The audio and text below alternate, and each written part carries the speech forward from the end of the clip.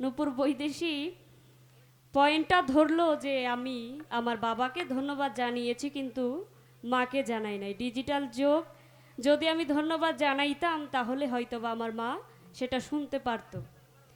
আজকে একটা শুভ দিন, আজকে ওনার জন্মদিন। তার জন্য অনেক অনেক শুভকামনা, শুভেচ্ছা এবং ভালোবাসা।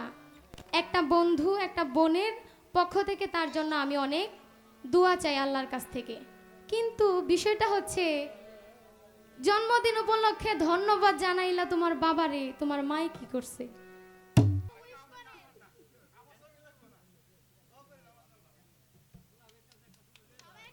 সবাই ভক্ত হলে এরমিও কিশোরগঞ্জ আয় পড়ছে তারা। সকলে জোরে করো তালি।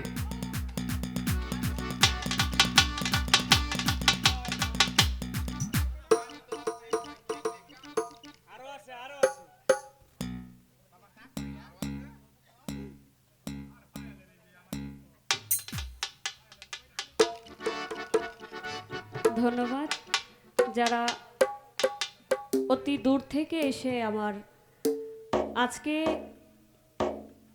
২৬ এপ্রিল আমার জন্মদিন উপলক্ষে যারা আমাকে উৎসাহিত করেছেন অসংখ্য ধন্যবাদ। আমি ধন্যবাদ জানাতে চাই আমার বাবা এখানে আছেন। আসলে যাদের মাধ্যমে আমরা এই পৃথিবীতে ধরাধামে আসি তাদেরকেই ধন্যবাদ দেওয়া উচিত সবার আগে। সকলেই দোয়া রাখবেন যেন বাবা মার মুখ উজ্জ্বল করতে পারি। সকলকেই ধন্যবাদ। হ্যালো, অতি চমৎকার করে তন্নি সরকারের গান উনি রেখেছেন। তো প্রথম স্টেজ গেল, একটা বিষয় আমি লক্ষ্য করলাম, ওনার গান, ওনার কথা বলা, ওনার আচরণ সব কিছুই অতি চমৎকার। তবে আমি ছোট মানুষ, ওনার মতো এত কিছু বুঝি না। তারপরেও আমার একটা জিনিস একটু ঘটকা লাগলো। বিষয়টা আমি বলেছিলাম গানের স্টেজ প্রথম আসরে গান শুরু করার আগে যে যে মায়ের গর্ভ থেকে আমরা এই দুনিয়াতে আসি, যেই মা 10 মাস 10 দিন কি জন্ম দেওয়া থেকে যতদিন পর্যন্ত এই দুনিয়াতে থাকেন ততদিন পর্যন্ত সন্তানের কোন সময় কি প্রয়োজন, সকল দুঃখ কষ্ট যা কিছু আছে নিজের গায়ে যদিও লাগে তা নিজের মনে না করে দূরে সরিয়ে দিয়ে, কষ্টটাকে কষ্ট না মনে করে সন্তান কিভাবে সুখে থাকবে, ভালো থাকবে তা চিন্তা করে। বাবাও ঠিক তেমনি। আজকে একটা শুভ দিন, আজকে ওনার জন্মদিন। তার জন্য অনেক অনেক শুভকামনা, শুভেচ্ছা এবং ভালোবাসা। একটা বন্ধু, একটা বোনের পক্ষ থেকে তার জন্য আমি অনেক দোয়া চাই আল্লাহর কাছ থেকে। কিন্তু বিষয়টা হচ্ছে, জন্মদিন উপলক্ষে ধন্যবাদ জানাইলা তোমার বাবারে, তোমার মাই কি করছে? মায়ের কি কোনো কৃতিত্ব নাই? তোমার মা তো তোমারে কিছু করে নাই, তাহলে তুমি একা একা তোমার বাবারে ধন্যবাদ দিলা। তোমার মা এখানে নাই, ঠিক আছে, কিন্তু শুনবে তো। আজকাল ডিজিটাল যুগ, ক্যামেরা, ইউটিউব, ফেসবুক সব কিছুতেই ঘরে বসে থেকেই সব কিছু দেখা যায়, শোনা যায়। উনি তো তোমারে কিছু করে নাই, তুমি এইটুকু একটু বইলো, এর পিছনে কি কোনো কারণ ছিল নাকি? আর হচ্ছে, চমৎকার একটা গান শুনেছি আমি, চাতক পাখির মতো আমি আশায় চেয়ে থাকি গো, আর কতদিন বাকি। যাক, আমি একটা গান করি আগে, তারপরে এই গানের বিষয়ে কয়েকটা কথা আমি।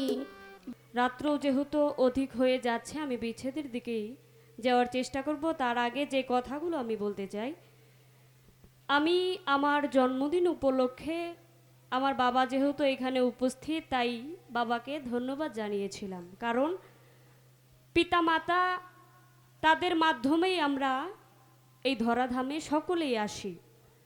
সুতরাং ধন্যবাদ জানানোটা শুধু আমার না, শুধু ধন্যবাদ জানাইলেই শেষ হবে না।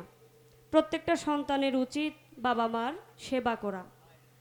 তো আমার বাবা এখানে উপস্থিত তাই আমি বাবাকে ধন্যবাদ জানিয়েছি। নূপুর বৈদেশী পয়েন্টটা ধরলো যে আমি আমার বাবাকে ধন্যবাদ জানিয়েছি কিন্তু মাকে জানাই নাই। ডিজিটাল যুগ, যদি আমি ধন্যবাদ জানাইতাম তাহলে হয়তোবা আমার মা সেটা শুনতে পারতো। বিশেষ কথা হচ্ছে আমার মা একদম সহজ সরল একজন মানুষ, যে কোনো দিন মোবাইল চালাইতে পারে না। সুতরাং আমি যদি বলি ওই কথা তিনি শুনতে পারবেন না। তবে মাকে ধন্যবাদ জানিয়ে আমি শুধু না, কেউ কোনো দিন শেষ করতে পারবে না। মায়ের ঋণ কোনো দিন শোধ করার মতো না। তো আমি এই প্রসঙ্গে একটি গান রাখবো এবং আরেকটি প্রশ্ন রেখেছেন। আমি গানের আগে এবং গানের মধ্যে এবং কিছু কিছু গানে আমার মুর্শিদকে স্মরণ করি, মুর্শিদের নাম বলি। আমি যখন ছোট 7 বছর বয়স, তখন আমি আমার বাবার কুলে বসে বায়াত গ্রহণ করেছি। বরিয়াবর আব্দুল আলিম অভিযান বাবাজানের কাছে আমি বায়াত গ্রহণ করেছি। আমাকে প্রশ্নটা করেছেন আমি কি শিষ্য হতে পেরেছি কিনা। একজন মানুষ, একজন মুসলমান যদি সবসময় বলে আমি আল্লাহর ইবাদত করি, আল্লাহ কি সব ইবাদত কবুল করে? কোন মাধ্যমে, কোন কাজের মাধ্যমে আমার আল্লাহ তাআলা খুশি হয় সেটা কিন্তু কেউ জানে না। সারা জীবন ভরে ইবাদত বন্দেগী করে তারপরে অনেক মানুষ জাহান্নামে যায়। আবার কেউ কেউ সারা জীবন অন্যায় অত্যাচার করেও জীবনের শেষ পর্যায়ে এসে এমন কিছু ভালো কাজ করে যে কাজের উসিলায় জান্নাত আল্লাহ লিখে দেয়। তো আসলে বলা যায় না কোন কাজের মাধ্যমে বা কিভাবে আমার আল্লাহ খুশি হয়ে যায়। সেই রকম আমি যদি বলি আমি আমার পীরের বা আমার মুর্শিদের ভক্ত শিষ্য হয়েছি, তাহলে এটা মিথ্যাও হতে পারে যদি আমার গুরু, আমার মুর্শিদ না স্বীকার করে। আমার সার্থকতা সেখানেই যেদিন আমার মুর্শিদ আমাকে স্বীকার করবে। আমি তো আমার জীবন যৌবন যা কিছু আছে, যেদিন আমার পীরের হাতে হাত রেখে বায়াত গ্রহণ করেছি সেদিন থেকে আমার সব কিছু আমার মুর্শিদের হয়ে গেছে। সুতরাং আমার মুর্শিদ যদি আমাকে শিষ্যের স্থান বা ভক্তের স্থান দেয় তাহলে আমি পরিপূর্ণ শিষ্য বা ভক্ত হতে পারবো। ধন্যবাদ। তো আমি একটা বিষয় জানতে চাইবো, আসলে বাউল গান বিচার গান, বাউল গান করতে গেলে বায়াত গ্রহণ করতেই হবে, কারণ বায়াত আত্মসমর্পণকারী।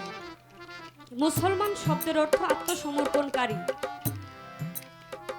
একজন মুসলমানের ঘরে জন্ম নিলেই কেবলমাত্র আমরা মুসলমান দাবি করতে পারি না।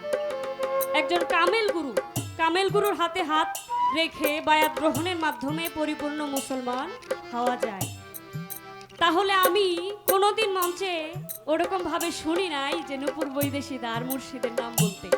যদি তুমি বায়াত গ্রহণ করে থাকো তাহলে তুমি উঠে দাঁড়িয়ে একটু বলবে তোমার মুর্শিদের নাম কি। আর যদি তুমি বায়াত গ্রহণ না করে থাকো, তুমি একজন বাউল শিল্পী হয়ে কেন বায়াত গ্রহণ করলে না, এটা আমার জানার বিষয়। আর যদি হয়ে থাকো তাহলে তোমার মুর্শিদের নামটা বলবে। ধন্যবাদ। আমি গানে চলে যাচ্ছি। বাবা মাকে নিয়ে একটি গান রাখছি। ধন্যবাদ।